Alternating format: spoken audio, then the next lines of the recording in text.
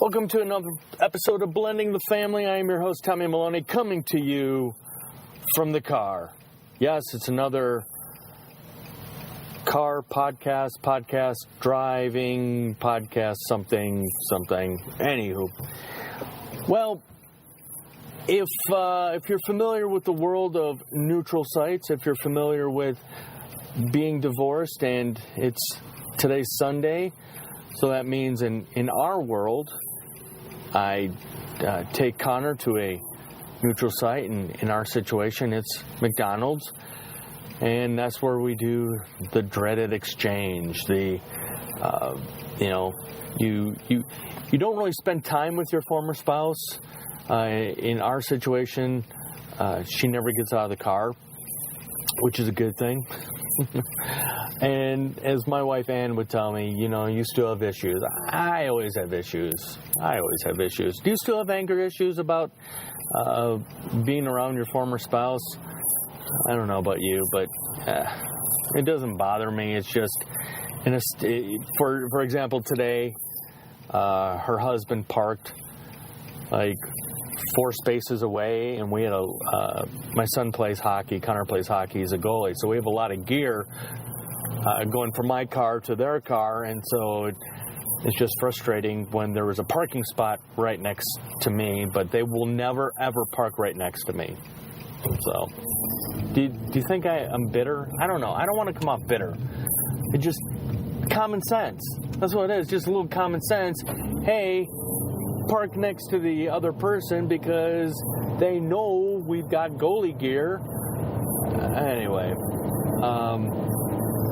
I guess that's enough of that. But the bigger news is that if you've ever listened to any of my podcasts before, and if this is your first time, thank you for listening.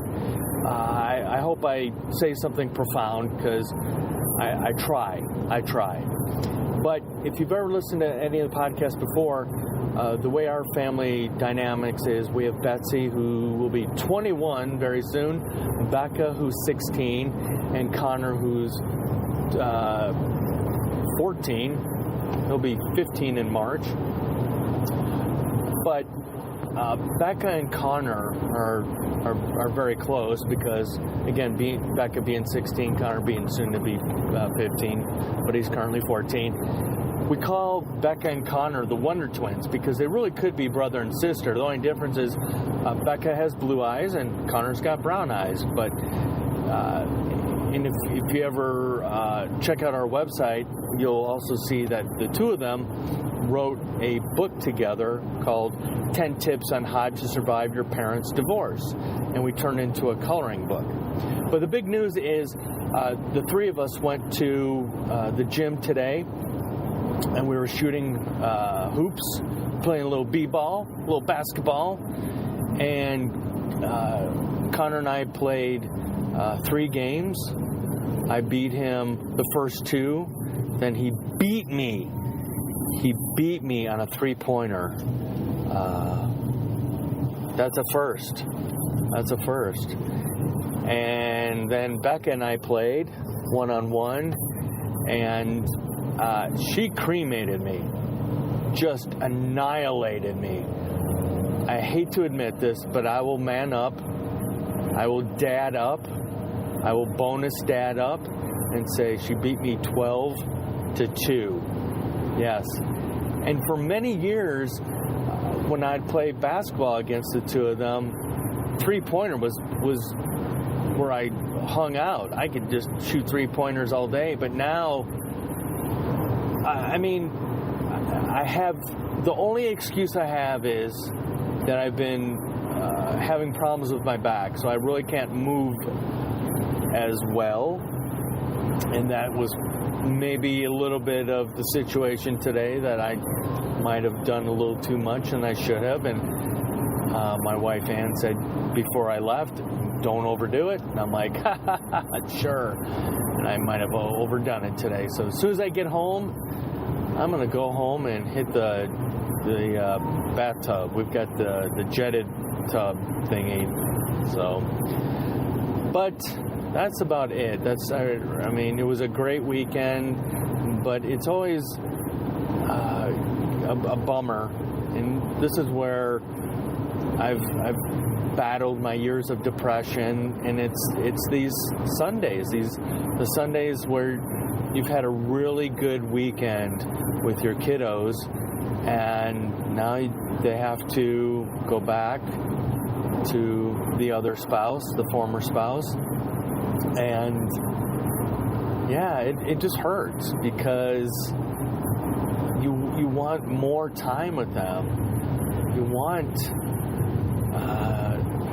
so a side story was with Connor. He's a freshman this year in high school, and I was hoping that he would come and live with us and go to high school with us, or not with me, I'm way past the high school age, but that he would attend school with us, and I don't know why I keep saying us, but live with us. How's that? Why don't we just say that? I was hoping he would live with us, but that's a hard decision for kids. It really is. I mean, they don't want to be put in the middle. They don't want to, rock the boat and whatever other cliches we can come up with. They want to stay in their comfort zone, which is okay. I knew deep down that this decision he was going to make was he was going to stay living with his mom. But there was hope. There was a lot of praying that he would, see the benefits of moving in with us and going to the high school where Becca goes. But that's okay. Like I said, that's a hard decision for any child to make. And I, recently on the podcast, if you heard the interview with Ashley Michelle about her daughter, one of her kids lives with her former spouse, her daughter's dad, and they live in that family lives in Florida, and they live in Idaho. That's hard.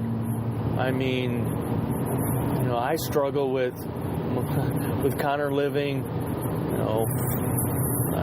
about an hour drive to his house.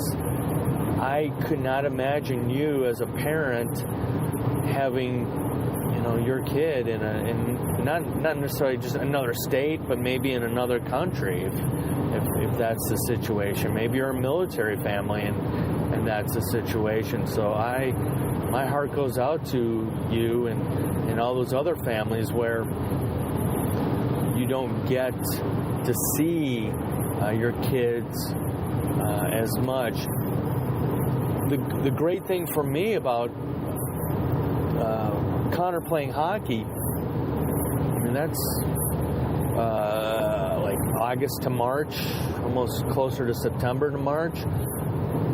That gives me more time to see him.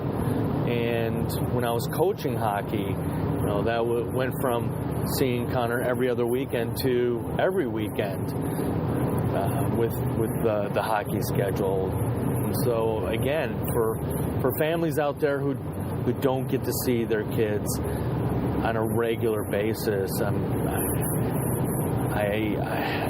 I don't envy your situation, and I hope that one day that changes for you. I don't know what else I wanted to talk about. I just felt like, hitting record and putting some thoughts out there, and I don't know. Well, maybe we'll just leave it at that. As I drive back home to thinking, my gosh, once I get back home, I think I'm going to make myself an adult beverage. My wife Ann likes making Moscow Mule, so maybe that's what I'll do. We have the ingredients for that. Maybe I'll do that. I don't want to give you a visualization of me in the bathtub, but that's my plan, is to maybe make a Moscow Mule, sit in the tub, give my back some rest, and Yeah. All right. Well, again, as I try to be as gracious as possible, thank you for listening to the podcast. Thank you for sharing. Thank you for downloading. This is what I love doing. I mean, I truly believe this is my calling, and I'm sure there's some episodes where you're going, what are you talking about? What are you saying? I don't know. But I worked 10 years in radio, and I loved it. I love radio, and I love podcasting, and I hope it shows. I hope it shows that, I enjoy doing this, and I enjoy the guests that have been on the podcast, and I don't know. That's all I got for you today. But if you need more information, you can always email me, Tommy@blendingthefamily.com. Check out our website, blendingthefamily.com, and you'll see 2 of the 3 books that we offer. First is 25 Tips for Divorced Dads. The other one is, as I said, Becca and Connor did 10 tips on how to survive your parents' divorce, which the month of January, as I keep rambling on, is where a lot of filing for divorce happens, because during the holidays, moms and dads don't want to rock the boat, and they wait until January, they wait until after the holidays and go, all right, I'm done, you're done, we're done. And if you need any help, I'm here for you. Just like I said, Tommy@blendingthefamily.com. Oh, just noticed my engine light just came on. Great.